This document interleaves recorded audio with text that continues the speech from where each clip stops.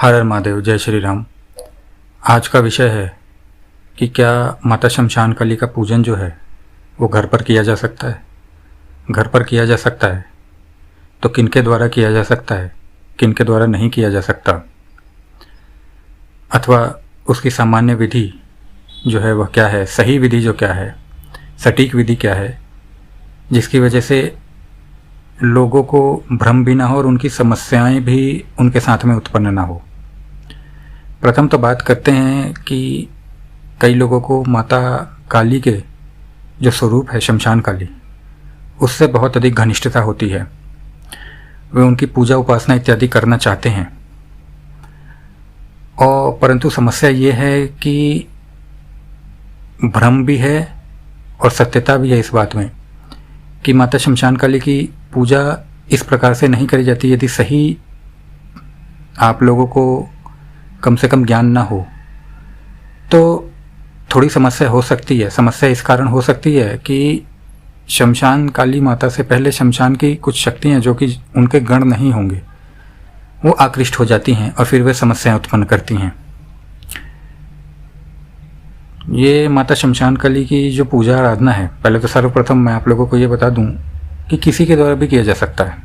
ठीक है, भगवती का कोई भी स्वरूप हो, वो आपको बांधता नहीं है कि इसी के द्वारा किया जा सकता है, उसी के द्वारा किया जा सकता है, शमशान में किया जा सकता है, देवालय में किया जा सकता है। देखिए, मैं आप लोगों को बार बार यहाँ पे ये समझा रहा हूँ कि आप लोग सिद्धि करने नहीं जा रहे हैं। यदि आप लोग सिद्धि करने जा रहे हैं तो पूरा विषय अलग हो जाता है, जिसके ऊपर मैंने अपने पूर्व के वीडियो में बताया है कि सिद्धि और साधना के मध्य में क्या अंतर होता है।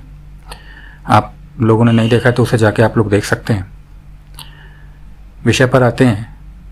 माता शमशान काली गृहस्थ लोगों द्वारा भी करी जा सकती है, साधकों द्वारा भी करी जा सकती है, जो लोग तंत्र मार्गी हैं उनके द्वारा भी करी जा सकती है और करी जाती है, सभी के द्वारा करी जाती हैं। परंतु सही और प्रमाणिक विधि होनी चाहिए। अलग अलग जो क्षेत्र हैं उनके अनुसार, अर्थात तंत्र के अनुसार अलग, तंत्र के अनुसार जो होता है वो अलग होता है, गृहस्थ के अनुसार अलग होता है, साधनात्मक प्रक्रियाओं में अलग होता है। तो मैं यहाँ पे गृहस्थ लोगों की बात कर रहा हूँ। अपने मन से ये भ्रम भी निकाल दीजिए और अपने मन से भय भी निकाल दीजिए कि हम लोग माता शमशान काली की सेवा, आराधना, पूजा, अनुष्ठान घर में नहीं कर सकते।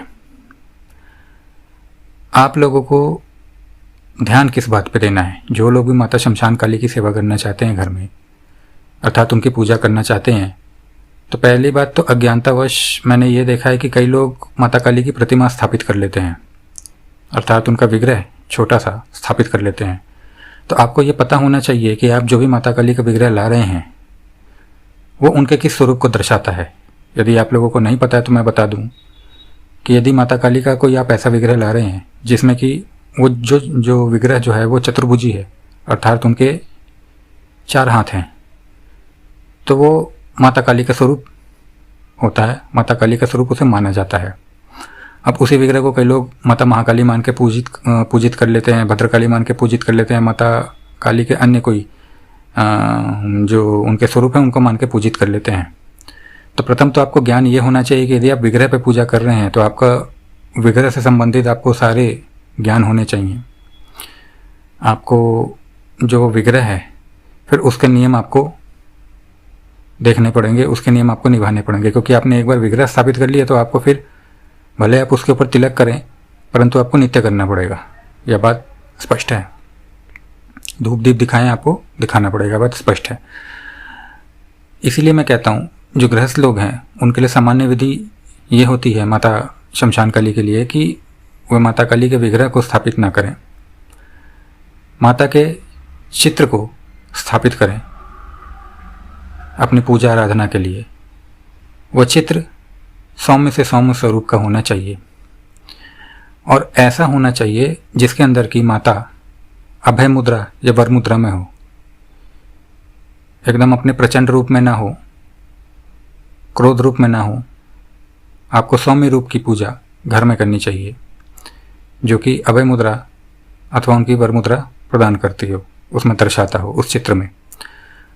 उस चित्र के ऊपर आप लोग सामान्य रूप से पूजन कर सकते हैं, पंचोपचार पूजन भी कर सकते हैं, षडोपचार पूजन भी कर सकते हैं, गंध तिलक पुष्प नैवेद्य अर्पण सब कुछ कर सकते हैं। आरती दिया जो भी दिखाना है वो कर सकते हैं। अब यहाँ पे जो पूर्ण रूप से जो पूजा करना चाहते हैं, अर्थात वो साधना मार्ग में ना जाते हुए भी मंत्रों द्वारा माता की पूजा करना चाहते हैं तो उनको माता शमशान काली का सही मंत्र पता होना चाहिए। सही मंत्र के साथ यदि उनका पूजन किया जाए तो बहुत अधिक तीव्रता में और बहुत ज़्यादा फल देता है। बहुत अधिक माता शीघ्र प्रसन्न होती हैं। सामान्य पूजन भी आपका जो है पंचोपचार पूजन से भी प्रसन्न होती हैं, इसमें कोई संशय नहीं है, परंतु मंत्र का प्रभाव अलग होता है, ये आप सब लोग जानते हैं। तो जो लोग मंत्र जाप करते हैं या करना चाहते हैं उनको ये पता होना चाहिए कि माता का सही मंत्र कौन सा है, क्योंकि यदि काली माता का या कालिकाय नमः करके कोई भी मंत्र दे दिया जाए तो कौन सी काली माता का है, किसको दर्शाता है, किसके बीज मंत्र उसके अंदर संपुट हुए पड़े हैं, जुड़े पड़े हैं, यह ज्ञान होना चाहिए। अन्यथा आप माता शमशान काली को मान के पूजा करेंगे परंतु माता के किसी और स्वरूप की पूजा हो रही है, वहाँ पे समस्या आती है। तो इसीलिए सही गुरु या सही मार्ग निर्देशक का होना परम आवश्यक है। जब भी आप मंत्रों का चयन करते हैं, मंत्रात्मक आप पूजा विधानों में या अनुष्ठानों में या साधनाओं की तरफ जाते हैं, तो सामान्य रूप से मैंने आपको बताया कि आप बिल्कुल कर सकते हैं और बिना किसी भय के, बिना किसी संशय के कर सकते हैं। जहाँ तक प्रश्न आता है भोग का, तो आप अपने सामर्थ्य अनुसार माता को भोग लगा सकते हैं घर में, चाहे वो मिष्ठान का भोग हो, चाहे वो आपके फलों का भोग हो, और नहीं भी है तो आप लोग जो है लौंग, बतासा, इलायची, इनमें से किसी एक का या इन सब का, नहीं तो पान सुपारी का आप माता को नैवेद्य के रूप में अर्पण कर सकते हैं। इसमें कोई समस्या नहीं है। लोगों को ये लगता है कि माता शमशान काली के नाम में यदि शमशान जुड़ गया है तो भाई उनका वो कार्य क्षेत्र है, ठीक है, वो कार्य क्षेत्र है, तो क्या उनके घर में पूजा नहीं होती? ऐसा कौन सा देव है, ऐसा कौन सा दानव है, ऐसे कौन से भूत पिशाच या गण हैं जो भगवान शिव के अधीन नहीं आते? तो क्या भगवान शिव के घर में पूजा नहीं होती?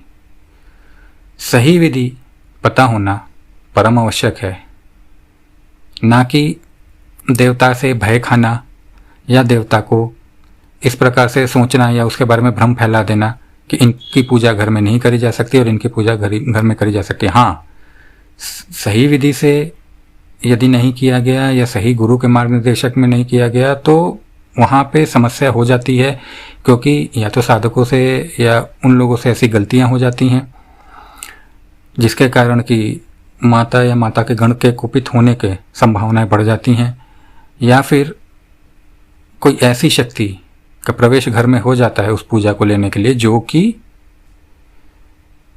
माता से संबंधित नहीं है या उस शक्ति से संबंधित नहीं है। तो आप लोग निसंकोच कर सकते हैं, स्त्री या पुरुष कोई भी कर सकता है, बिना भय के कर सकता है, परंतु जैसे मैंने बताया उतनी विधि पर्याप्त है किसी गृहस्थ व्यक्ति के करने के लिए।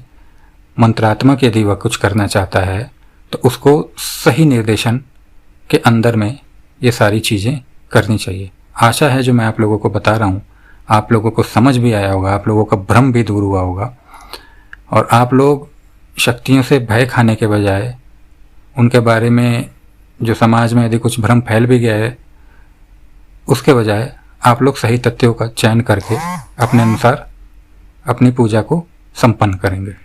हर हर महादेव, जय श्री राम।